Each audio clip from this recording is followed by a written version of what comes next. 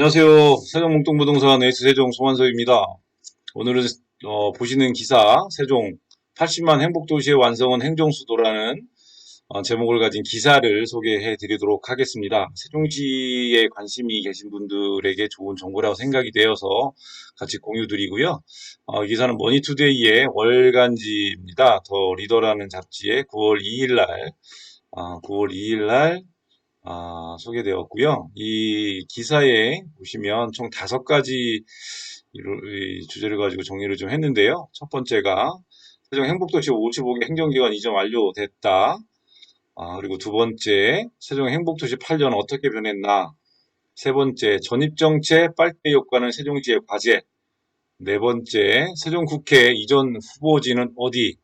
마지막입니다. 다섯 번째, 천도론에 꿈틀대는 세종시라는 주제를 몇 가지를 가지고 기사를 실었는데요. 이 내용을 파워포인트로 정리를 해서 소개해 드리도록 하겠습니다.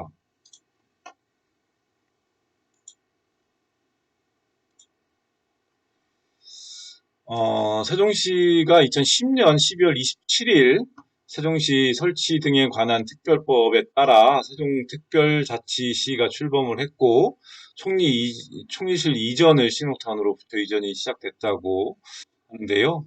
첫 번째 세종 행복도시 55개 행정기관 이전 완료라는 꼭지로 이야기를 하는 게 1단계부터 4단계까지 2012년에 통일실과 국토교통부 총 15개 중앙행정기관이 이전을 됐다라는 1단계 됐고요. 그리고 마지막 4단계 이렇게 해서 총 40개 중앙행정기관 14,699명 공무원 그리고 15개 정부 출연기관 3,545명 연구원이 세종시로 이전이 됐다라는 내용이고요. 두 번째가 세종 행복도시 8년 어떻게 변했나입니다.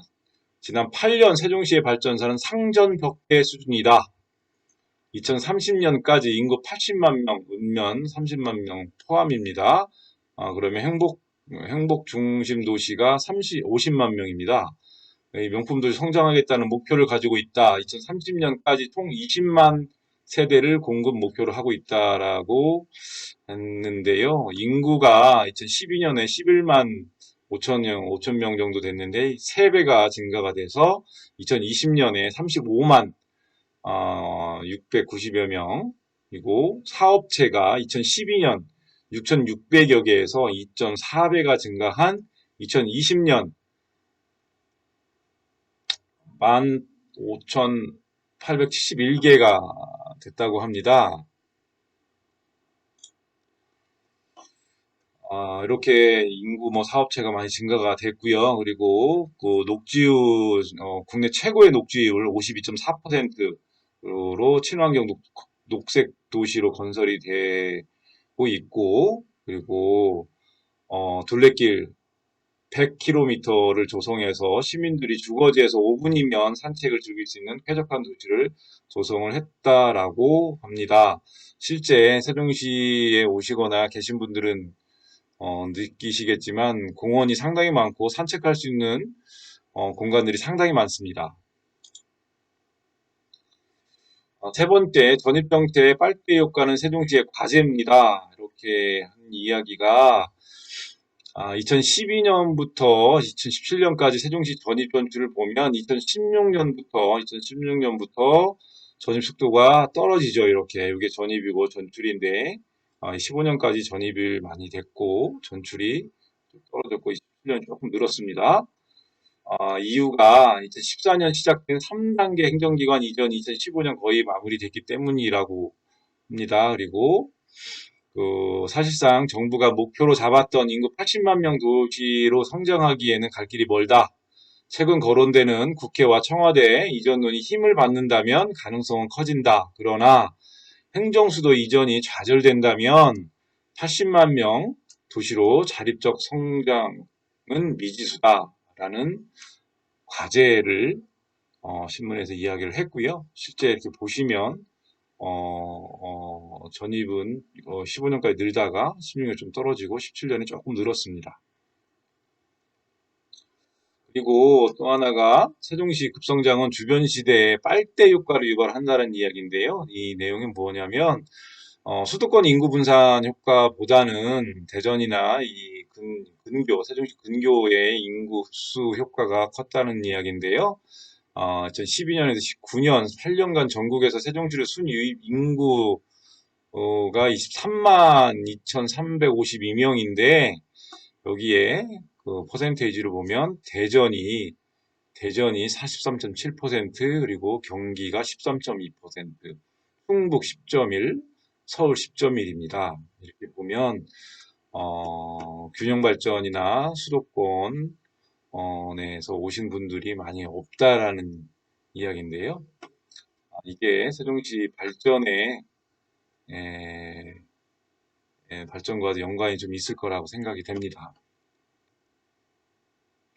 네 번째, 세종 국회 이전 후보지는 어디? 그래서 얼마 전에 나왔던 이야기고요. 보시면 여러 가지 이렇게 안들이 있었는데 여기 호수공원 근처에